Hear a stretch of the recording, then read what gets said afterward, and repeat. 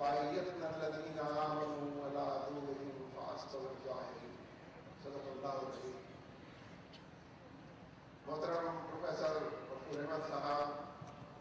نائب امیر جماعت اسلامی پاکستان، برادر محمد حسین مہدی صاحب، امیر جماعت اسلامی حلقہ کراچی، محترم برادر اسد اللہ بکر صاحب، امیر جماعت اسلامی صوبہ سندھ، جناب نعمت اللہ خان صاحب، صدر خدمت فاؤنڈیشن،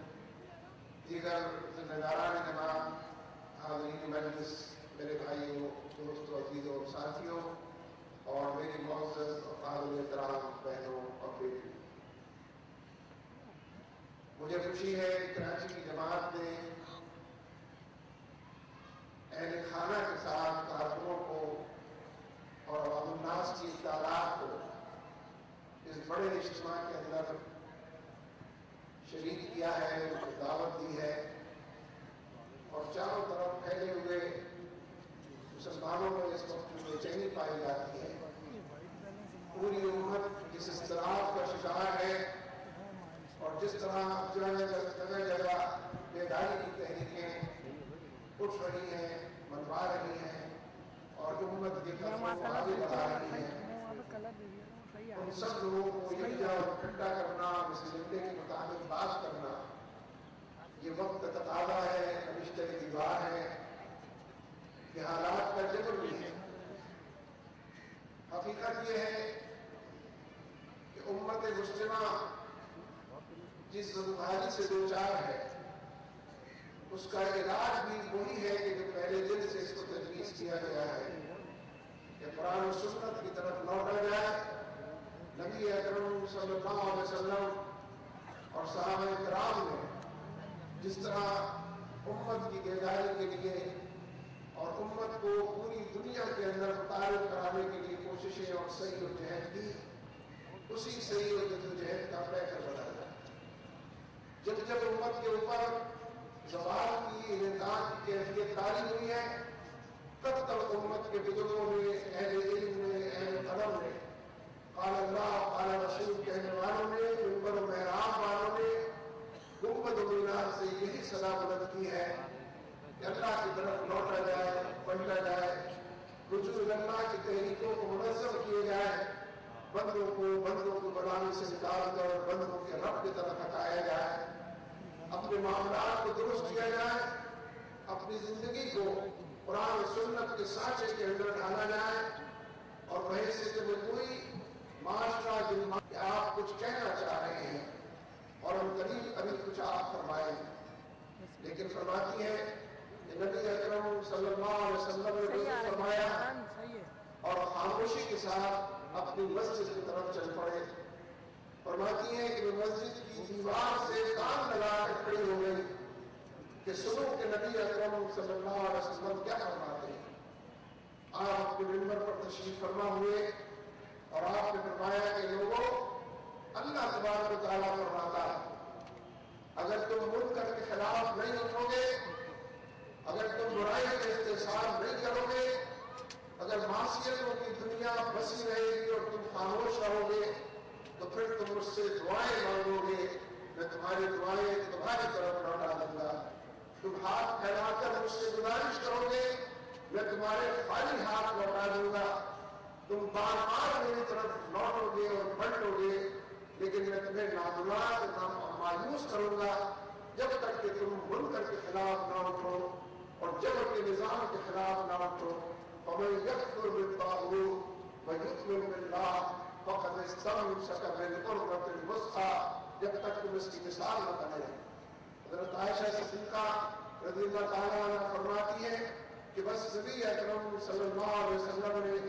اتنی ہی بات ارشاد فرمائی اور آپ منبر سے نیچے اتر گئے. دیکھا آپ نے مسلمانوں کے معاشرے میں کبھی وہ لمحہ تاریخ کے اندر نہیں آیا ہے کہ لوگ قال اللہ قال رسول نہ کہتے رہے. نیکی کی طرف بلانا، بھلائی کی ترغیب دینا، معروف کی چمن بندی کرنا، بندوں کو بندوں کی جدائی سے نکالنے کے لیے مثبت پیرائے بات کرنا، بعض کے نصیحت کے مجلسوں کو آراستہ پیراستہ کرنا، اور फिर हकीकत इंसानों को तक़वा और परहेज़गारी की तरफ बुलाना, इस जानिब हमेशा उम्मत को तवज्जो रही है। और उम्मत के बड़ों में, अहले इल्म में, अल्लाह और उसके रसूल के हवाले से जो जाने पहचाने जाते हैं, उन्होंने इस हवाले से हमेशा काम किया। लेकिन माशरे में ऐसी तहरीकें उठाना कि जो कायम शुदा निज़ाम के मुकाबले है, जो तागूत का निज़ाम हो, जो मुनकर का निज़ाम हो, जो अल्लाह और उसके रसूल से बगावत का निज़ाम हो, ऐसे माशरों के अंदर चलत फिरत के जरिए कि जो माशरे गलत सिल्क की तरफ चल पड़े हो, जिनका रवैया और मामा बदल गया हो, जिनका खिदमा और कावा तब्दील हो गया हो, जिनकी जिंदगी की तरजीहात तब्दील हो गई हो, मारूफ नेकी और भलाई के साथ अनगिनत बुराइयों के अंदर मुब्तला हो गया हो और बड़ी से बड़ी बुराई को अन्वेष करने लगा हो, अगर ऐसे माशरे के अंदर मुनकर के खिलाफ न उठा जाए, उसके हवाले से मारूफ की आबियारी की जाए और लोगों को एक बड़ी जद्दोजहद और कशमकश की तरफ अगर न बुलाया जाए, तो नबी अकरम सल्लल्लाहु अलैहि वसल्लम इस हदीस कुदसी में अल्लाह तबारक व तआला की वईद बता रहे और सुना रहे हैं और रहती दुनिया तक उम्मत को ये तलकीन माल और नसीहत फरमा रहे हैं, ये हिदायत दे रहे हैं कि मुनकर के बारे में मुतवज्जे रहने की जरूरत है। मुनकर के हवाले से, बुराई के महवरों के हवाले से, बदी के उन्मानात के हवाले से जो माशरे तरतीब पा जाते हैं, अपनी जड़ों के अंदर मुनकर को ले बैठते और सराहत करते देख लेते हैं, लेकिन फिर आखिर उनके लिए कुछ करना और उनको जद्दोजहद के नतीजे में किसी कोने खुदरे के अंदर खेल देना, इसकी तरफ मुतवज्जे नहीं होते। वो माशरे अपनी तमाम जो ये ईमान मुझे रोके है और खींचे है मुझे कब्र, इसके मिज़दार ये कशमकश अंदर भी मौजूद हो और बाहर भी नजर आती है। और ये बात दुरुस्त है, हम सब इस बात को बार बार कहते, बयान करते, दूसरों तक पहुंचाते और जानते हैं कि अगर अंदर के बाकी को काबू न किया जाए, अगर अंदर की कशमकश को कामयाबी हासिल न की जाए, अगर अंदर का बाकी बहुत से बहादुर और रोशों पर कामयाब रहे, निगाहों के हवाले से, समाज के हवाले से, दिलो दिमाग की दुनिया के अंदर मुनकरात के झाड़ झंकार बिछाने के हवाले से, अगर अंदर का ये बागी बिलाखिर गालिब रहे, तो बाहर की दुनिया में अल्लाह के बागियों से पंजा आजमाई करना, अल्लाह के बागियों की बगावत को फरोह करना, ये नामुमकिन काम हो जाता है और बेअमनी का सबूत फराहम करता है। इसलिए नबी अकरम सल्लल्लाहु अलैहि वसल्लम तज़किये नफ्स की दावत दे रहे हैं, तामीर सीरत का पैगाम बता रहे हैं, किरदार साजी की तरफ मुतवज्जे कर रहे हैं और तमाम बंदों को अल्लाह का मददगार और उसके दीन का पैरोकार और दीन के हवाले से अपनी जद्दोजहद को मरकूज करने की दावत दे रहे हैं। ये पहला लम्हा नबुव्वत का, बात तक आप देखते चले जाए, पूरी सीरत तैयबा में एक तरफ मौत का निजाम कायम शुदा माशरा होता है, वो हर तरह की हरकतों पर उतरता है, हर हवाले से इस बात के लिए कोशा होता है कि उसके माशरे को और निजाम को गजब न पहुंचने पाए, अपने तमाम लोगों को मुनज़्ज़म करता है और दूसरी तरफ यका और तन्हा नबी ऐसी टीम तलाश करता है। माशरे के अंदर ऐसे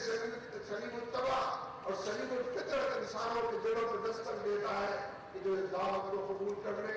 अल्लाह की सजा बुलंद करता है, पुराने लोगों में नए लोग उभारता है, पुराने किरदारों को नए साथों में डालता है। पुराने उमर बिन खत्ताब, हजरत उमर रज़ियल्लाहु ताला अन्हु बन जाते हैं, पुराने किसानों अबू ज़र ग़िफ़ारी जो ग़ज़्वाओं और लुटेरों के कबीले से ताल्लुक़ रखते थे, पुराने अबू ज़र